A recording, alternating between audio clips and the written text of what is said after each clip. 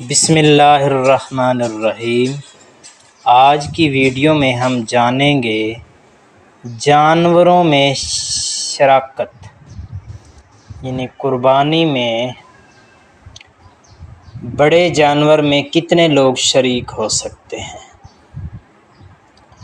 تو علماء کرام فرماتے ہیں گائے، بیل، بھینس، بھینسا، اونٹ اور اونٹنی میں 7 حصے دار شامل ہو سکتے ہیں، یعنی ان میں سے ایک جانور سے 7 قربانیاں ہو سکتی ہیں، مگر شرط یہ ہے کہ جتنے آدمی شریک ہوں ہر ایک کی نیت قربانی کی ہو، یا کسی نے عقیقہ کے لیے 1-2 حصے لے لیے ہوں۔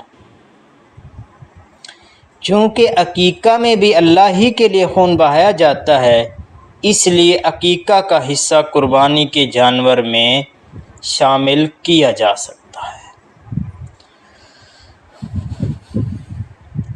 جتنے لوگوں نے قربانی کے جانور میں شرکت کی، اگر ان میں سے کسی ایک آدمی کی نیت بھی اس گوشت کی تجارت کرنے یا محض گوشت کھانے کی ہو تو کسی کی قربانی ادا نہ ہوگی۔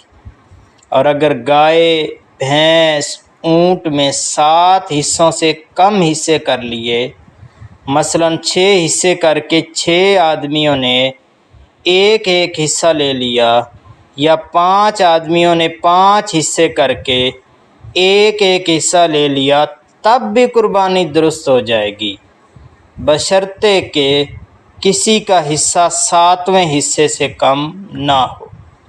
اور اگر 8 حصے بنا لیے اور 8 قربانی والے شریک ہو گئے تو کسی کی بھی قربانی درست نہ ہوگی۔